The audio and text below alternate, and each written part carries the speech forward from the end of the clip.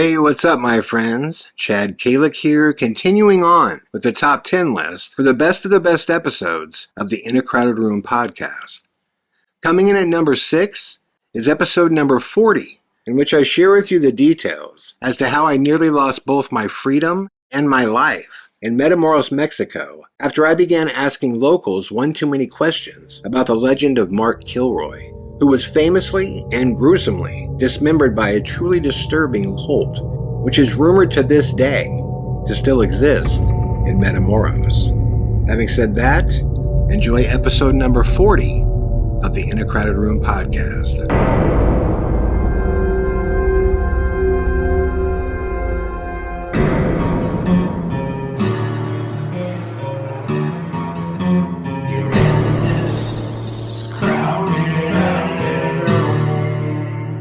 Hey, what's up, everybody? This is Chad Calek, and welcome to the In a Crowded Room podcast for episode number 40, which on this episode we are going to talk about Kilroy and the black magic of Matamoros. And the story I'm about to tell you is very real, and I actually remembered this story because I received a case submission this morning from Matamoros. What I mean by case submission is I get emailed stuff from all over the world of cases that are going on, even though I'm retired from that kind of work anymore. But I still do read cases, and if I see something that is really super intense, I certainly know people I could forward it on to. But having said that, this case was from Matamoros, Mexico, which reminded me of Mark Kilroy and my own experience in Matamoros, which was terrifying to say the least. First and foremost, if you don't know the true story of Mark Kilroy, it goes like this. In 1989, 21-year-old Mark Kilroy was a student at the University of Texas at Austin, where he and his friends decided they were going to make the spring break trip down to Brownsville, Texas, which is a very, very rough city that sits right on the Mexican border. In Brownsville, there is a bridge. A lot of people have nicknamed it the $1 bridge because it costs $1 to walk across the bridge in which you land in Matamoros, Mexico. And Matamoros is set up to take advantage of the spring break population, and they make a lot of money in Matamoros during spring break. Well, Mark Kilroy and several of his friends decided to go there. The beers are super cheap. It's Mexico in 1989, mind you, which drugs are easy to get. It's just the Wild West, you know. It's pretty crazy. So they go over there. They all go out. They get really, really drunk and decide after they get drunk that they are going to the beach, which they do. They all take a dip and decide it's time to go back to America. On their way back to the $1 bridge, Mark Kilroy is lagging behind and gets separated from the group. By the time the group gets to the bridge, they think Mark must be just further back in the line. The bridge is very crowded, by the way. Very, very crowded. So they assume he's just towards the back of the line. His friends cross over into America, and Kilroy never crosses the bridge. Eventually, a missing persons, warning is put out, and there's a search for Kilroy in which nobody can find him. It is literally as though Kilroy just vanished. A little over 3 weeks after Kilroy disappears, a gentleman named Adolfo Constanzo is arrested, in which he is boldly proclaiming that he knows where Kilroy is because he killed him. In fact, he says that he kidnapped Kilroy and took him back to his satanic cult, in which they tortured him for several days, and then they killed him. Now, I don't want to go into the details of this, guys, because it is pretty much the most horrific thing you will ever read. But if you want to read the details, and I'm giving you fair warning that they are brutal, you can just Google Mark Kilroy and Wikipedia will come up and you could read what occurred. As it turns out, there was a large drug trafficking cult, and they believed that by sacrificing human beings, they would have protection from the authorities, and they would be able to further their lives and prosper. But they had to consistently suffice their God by these rituals. When all was said and done, the authorities did find the body of Kilroy, plus 60 other individuals, as this had been going on for some time. This man, who led the cult, escaped from a Matamoros jail, went to Mexico City, where he was located, but he was never arrested and he never faced justice because he commanded a member of his cult to shoot and kill him, which that occurred. When all was said and done, what occurred to Kilroy had become legend because of the brutality of his ritualistic killing. Now fast forward to my senior year in college. Spring break rolls around and we have no plans to do anything. And when I say we, I'm referring to my two best friends and roommates, Dusty and Marty. We discussed that college is almost over and we've never been on a spring break together, but we want to do something. At that time, we had a bunch of friends who were going to South Padre Island, which is just a few hours north of Brownsville and Matamoros. We check our bank accounts like most college kids. We're broke as can be, but we figure out that if we all put our money together, worst case scenario, we should have enough gas money to get there, get back, and sleep in a vehicle every night. Sounds great to us. We hop in. It's actually Dusty's ride. We cruise down there. We meet our friends. But yeah, like I said, we're broke. We have next to no money. What we do have, we're hanging on to like you can't believe. We're practically starving while we're down there. And we hear this story about this bridge that it cost $1. And you go on this bridge and you wind up in a town called Matamoros. And over there, everything is incredibly cheap. You can get beers for $0.25, we hear, which at that time I drank like a fish. I mean, I'm a college student, right? We hear you can get food for next to nothing. You can get, a hotel room so we could all shower for like $10. We're like, wow, sounds like a deal to us. Let's do it. We meet up with a couple of our friends who are already in South Padre and we say, yo, we're going to Matamoros, Mexico. You want to come? They love the idea. About a group of 10 of us go. We get there. We park in this free parking lot. And right when we get to the front of the bridge, there's a gentleman walking around with these flyers. And he hands me the flyer. And it's the complete detailed story of Mark Kilroy, which I find fascinating. At that time, remember, I'm a religious studies student, and I was fascinated with the kind of religious aspect of it, even though it was obviously a horrific story. But they're giving us this piece of paper because they're telling us, do not follow anybody anywhere. Do not go off the main strip that is, built for spring break, basically, and services spring break. Do not let people talk you into anything. Stay together in a group. Never leave your group. They're basically giving everybody this information, which, again, at that time, this stuff to me sounds exciting. I'm just like, whoa, this is crazy. I mean, I've always had that kind of weird, excitement for things of this nature, Not that I want to get killed or I want to get, mutilated or something by some group, but it just ups the ante, the kind of Wild Westness of it all. So I'm like, all right, cool. And we hop on the bridge, we pay our $1, and when we land in Matamoros on the other side, I'm telling you, it was like entering another world. The first thing I see is police officers with frickin' machine guns that are loaded, that are just walking around. I mean, just walking around. And I'm not a gun guy, so I couldn't tell you exactly what kind of gun it was beyond machine guns. They looked like the same stuff you see in movies like M16s.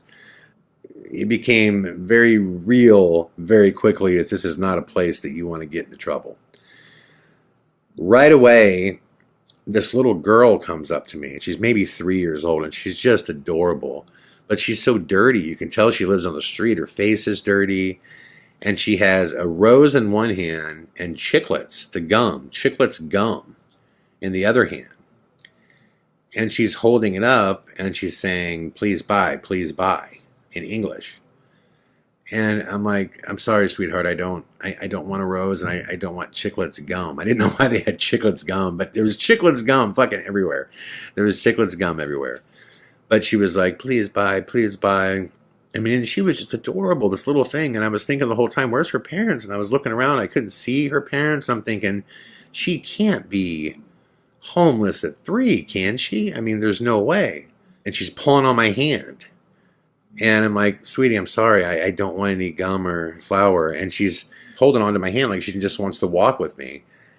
And this thing is just tugging at my heart. And I stop and I lean down and I'm like, sweetheart, no. And she lowers her hand and she starts crying. I mean, real tears are coming down her face.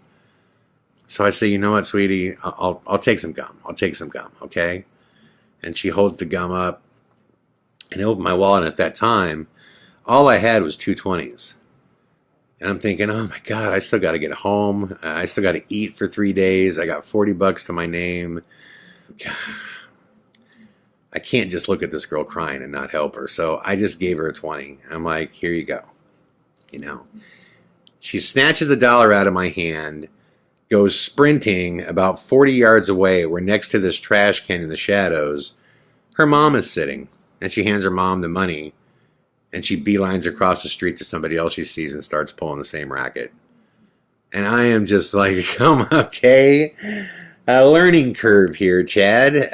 This is exactly what's going on this side of the bridge. These are scams that are going on. And on one hand, I'm upset because I got scammed. But on the other hand, man, you got to respect the hustle. These people are trying to eat and trying to live. And, there's an old saying that I believe in, and that's hungry people don't stay hungry for long. So we go walking by her mom, and I stop and I go, you got my money? And she smiles and winks at me. I'm like, okay. So we go to this first bar that we see. It's a wide open bar. And I'm still, my mind is still very much on this Kilroy story. And I go up and, they've got these Coronas, but they're smaller.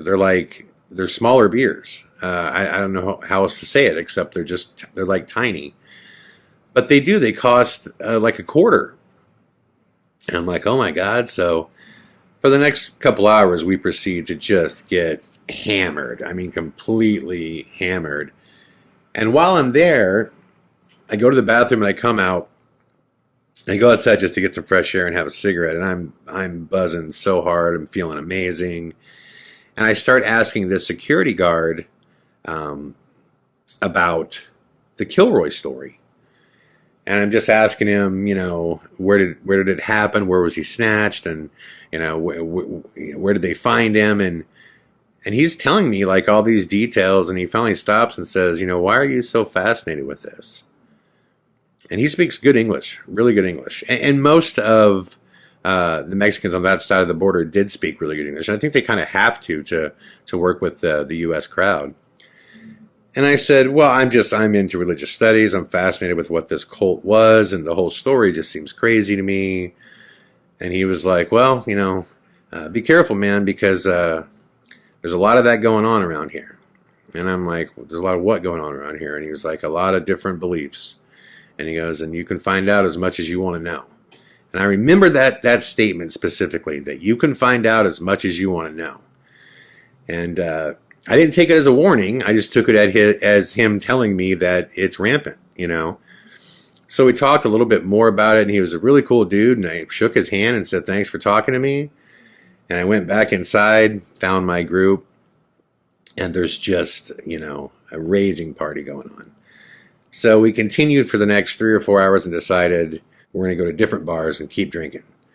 And we did. We went to different bars, kept drinking. And the one thing we were also told before we went in there is, do not drink the water down here. You will get incredibly sick. Do not drink the water. which is hard to remember when you're drunk sometimes, But to this point, I've not drunken any water. I've just drinking their little Coronas or Cervezas, whatever they were, these tiny little beers. And, it's getting to the point where the drunkenness is beyond a buzz. I am truly hammered to the point where I'm slurring and I'm, having balance issues. And I decide, I need to chill out some. And we leave that bar because we hear that there's this big open air bar. And it's a lot cooler. It's not as hot. Because a lot of these bars were just steaming on the inside. So I'm like, okay, man, let's go there. Let's do it. So we leave, and on the way there, I remember this person yelling, El Gato Negro, donkey show, donkey show. And I'm like, what is this? And I walk by, and I'm like, El Gato Negro. He's like, yes, the black cat. And I'm like, okay. And I'm like, what's a donkey show? I had never heard of a donkey show. I had no idea what a donkey show was. And he's like, oh, come inside and see. You will like very much. And I'm like, what is a donkey show? Well, he explains to me that he's like, it's a woman and a donkey. I'm like, and they do, and he's like, I'm like, oh, get out of here, man. And he's telling me that inside there's this show where this woman is going to have sex with a donkey. And I'm like, I'm not interested, dude. Moving on, So I move on. I just like leave and they're just yelling, El Gato Negro, donkey show, donkey show. And we get all the way down to the very end of this area where that's set up for the spring breakers, basically. You can tell you don't want to go further than this. And that's where this big open air venue is. And we go inside, and it was packed. There was so many people there. And there were all these girls that are going around serving up shots. And I don't know why, but at the end of the night, we decided that, yeah, let's do some shots. So I did a couple shots, and the next thing I know, it was just like two small shots of tequila. And the next thing I know, like, the room is spinning. I'm just looking around the room, and it's literally spinning. I'm having the hardest time, like, keeping, the world still. And I eventually go outside because I feel like I'm going to throw up. I'm like, oh my God, I'm getting so sick right now. So actually, I'm pushing through people to get outside because I don't want to throw up on anybody, and I don't want to, vomit on myself. I need to get outside. So I get outside the bar, and I'm completely alone at this point. I bailed on all my friends. And I get outside. I come right outside the front door, right outside to the corner of the venue, just step over this little ditch and just start throwing up like I've never thrown up. Really bad stuff. And right after you throw up, you know how you kind of feel good for a second? I had thrown up, and then right after, I felt pretty good.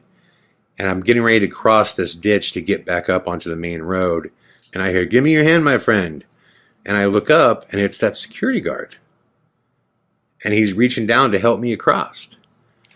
I'm like, oh, cool, I know this dude, So I reach up and grab his hand. He pulls me across, and he's like, looks like you've had, a little too much tonight. And I'm like, oh, yeah, man. I just drank those shots, and it just knocked the shit out of me. And he's like, yeah, there's more alcohol in that. He's like, real tequila over here is much stronger, and you got to be careful with it. I'm like, yeah, I don't ever even drink hard liquor. I'm like, I just drink beer, I'm like, so that was brutal. And he's like, where's your friends? And I'm like, oh man, I think they're inside, And he's like, well, let's go find them and get you back with them. And I'm thinking, this dude is so freaking cool. He's just helping me out. He's giving me info. Really cool dude. So I'm like, okay. So we go back to the door, and they tell us we're at capacity. Can't let anybody in.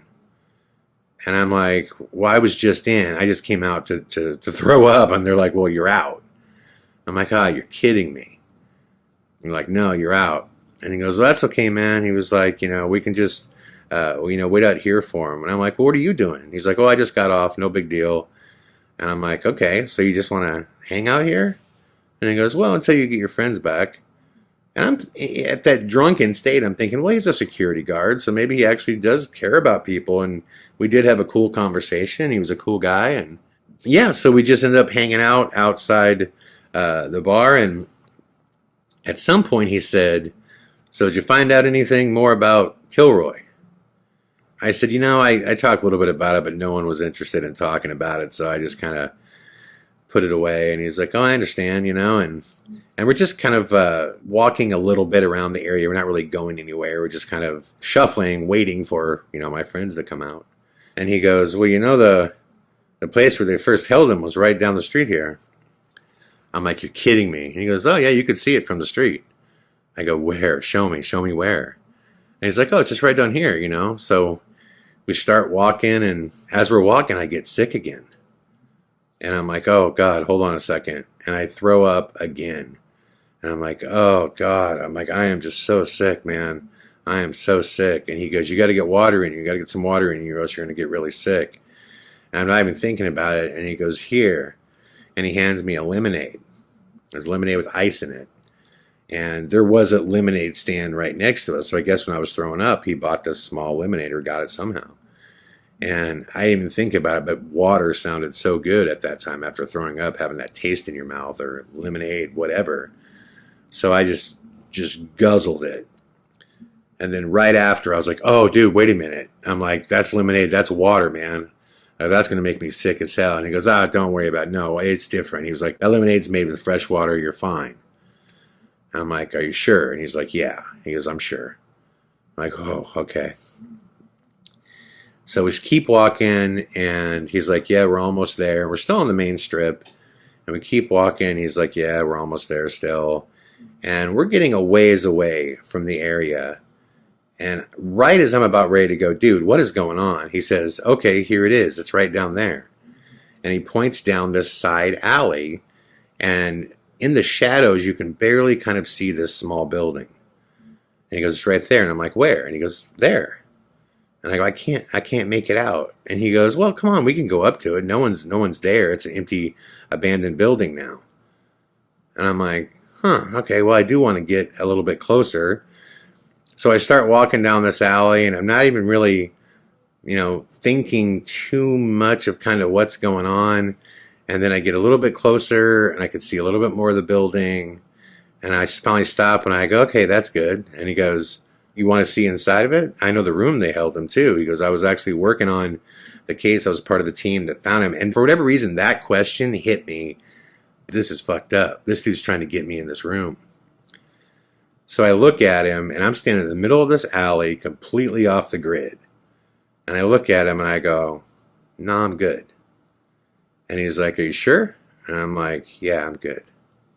And he's just quiet, and he's just staring at me. I'm just staring at him. And I go, "Dude, I'm going to go back to the strip."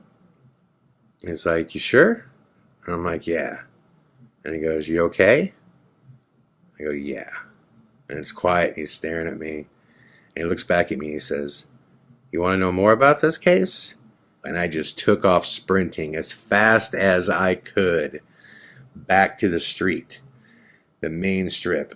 And right before I get to the main strip, the weird thing was I look over my shoulder, and he's just standing dead still where he was. He didn't even come after me. He's just standing, staring at me in that alley over my shoulder. I hit the street. I beeline back up to the building where all my friends were at, that bar, that massive bar. I can't find them anywhere. I cannot find them anywhere. I'm like, oh my God, I am alone in Matamoros, Mexico. And I start rethinking all my steps. I'm like, I came over here, and right away, like a dumbass, I'm asking everybody about this Kilroy case, and acting like it's I'm so interested in it, and I want to know. Like, these are the wrong things to do. Okay, this is not something I should have been doing. And it's all kind of hitting me at what my steps were, and I shouldn't have ever trusted this guy. I didn't know him. He didn't know me.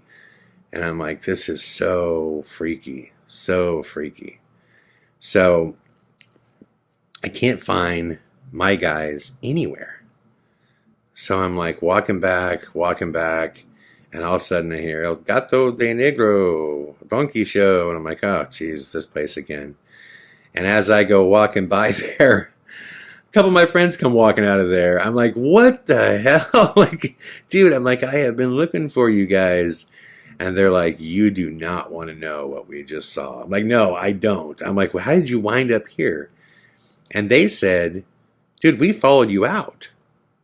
I'm like, what? And he said, dude, we followed you out and you jumped across the ditch and threw up and we were just waiting for you. And then we saw that security guard guy that you were talking to. We saw him pull you across the ditch and he goes, and we turned around, you guys were gone.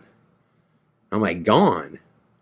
And he goes, yeah. I go, no, dude, we walked around for at least 10, 15 minutes waiting for you. And they're like, no, that's not what happened, man. They're like, you threw up. We saw him reach out, grab you, kind of give you a hand across the ditch. We were waiting for you to come back to us because we were waiting in the middle of the street. At some point, we all lost sight of you, and we turned around, and you were gone. And I'm like, no, man. And I filled them in on everything that happened, and they were like, that is just so creepy. And I'm like, yeah, let's just get out of here, guys. I go, I want to get out of here so bad, so bad. And they're like, all right, let's do it, man. Let's roll. So we get back to the bridge. And the bridge is just loaded with people. Loaded with people. I'm like, this is going to take forever. And I am so sick right now. Just get me across this bridge. So it must have taken 2 hours to finally get up to the gates where you go back into America. And when you get up there, they make you take everything off. You got to turn your pockets inside out. If you have a hat, jacket, anything, they search it. And they're looking for drugs. They're looking to see if you're, smuggling stuff back into the U.S. So I'm the last in line. I finally get up, and all my friends are in front of me, and they're doing like their search, and they get to me. And the only thing I had in my pockets was my wallet, which I put out, and then I had a pack of cigarettes. And the pack of cigarettes was smashed because there was like 2 left, and that was it. So I just forgot that it was in my back pocket, and she says, what is that? And I said, oh, it's a pack of cigarettes. And I pulled it out and I put it on the table. And it was a girl. And she said, well, open it. I said, open the pack of cigarettes? And she's like, yeah, show them to me. And what I said under my breath was, Jesus, what do you think, I have a gun in here? And what she said she heard was, wait till I show you my gun in here. So as I say that under my breath, I'm opening the cigarettes up, and I just hear all this screaming, and people are being shoved out the front. People are being pushed out the back. I mean, I don't know what is going on. Now, remember, I'm very, very drunk at this time, too. And the next thing I know, I feel a barrel to a machine gun underneath my chin. I get pushed to the back wall.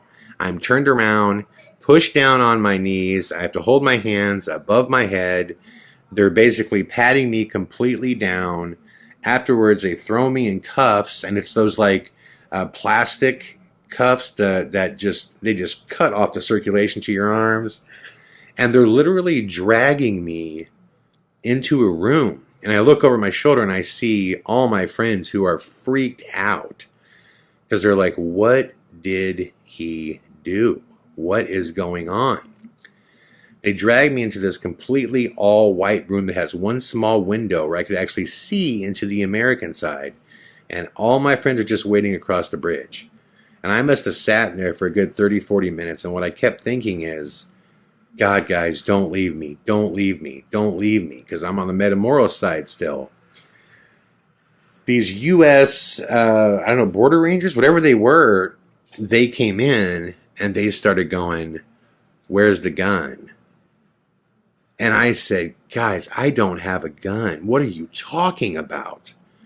And they're like, she said, you said, wait till you see my gun. I go, no, I didn't. I go, I explained the cigarette thing. I said, Jesus, what do you think, I have a gun? And they're like, is this a joke to you? Are we a joke? Is our job a joke? Is drug trafficking a joke? Is murder a joke? They are laying into me. I'm like, no. And I am not ashamed to tell you, I started crying. I was like, no, I'm just trying to get back to America.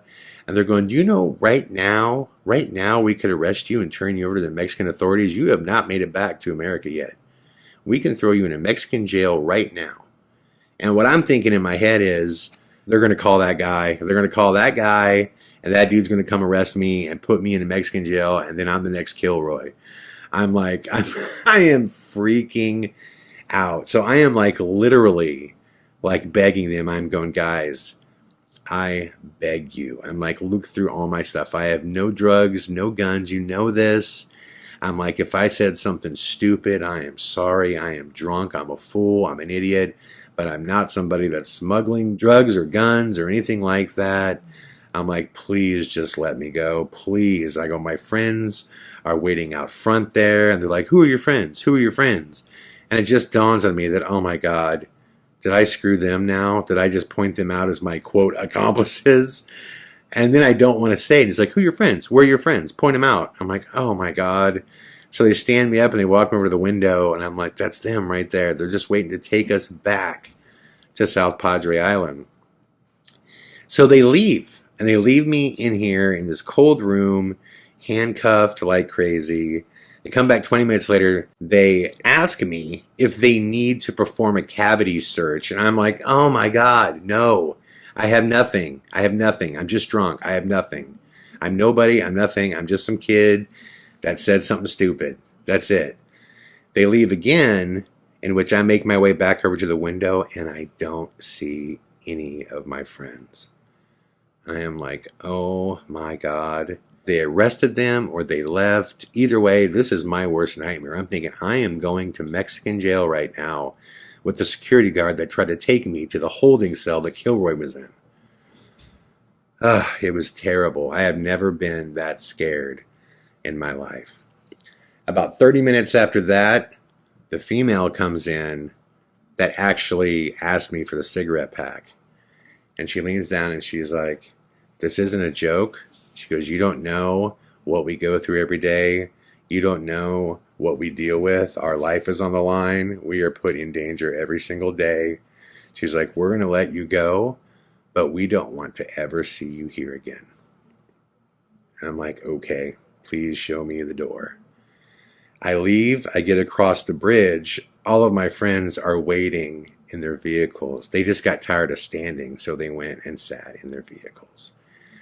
In which, thank God, we drove all the way back to South Padre Island, slept in our vehicles that night, which I've never been so happy to sleep in a vehicle in my life because it was better than a Matamoros holding cell.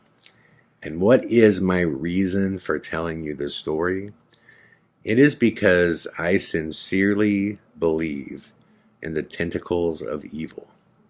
My great Aunt Rosa used to tell me that when fascination and temptation collide, it creates the devil's finger. And it's just waving you towards them. I went down there and immediately I wanted to get close to this Kilroy story. And the universe gave me what I was looking for.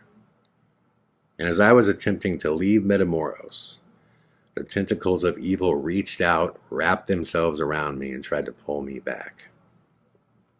I have never been back to that city. I will never go back to that city. I will never go anywhere near that city. I learned a serious lesson during that trip. And when I woke up the following morning, I knew exactly what that security guard meant when he said to me, you could learn as much about Kilroy as you want. Needless to say, I know more about Mark Kilroy than I ever need to know.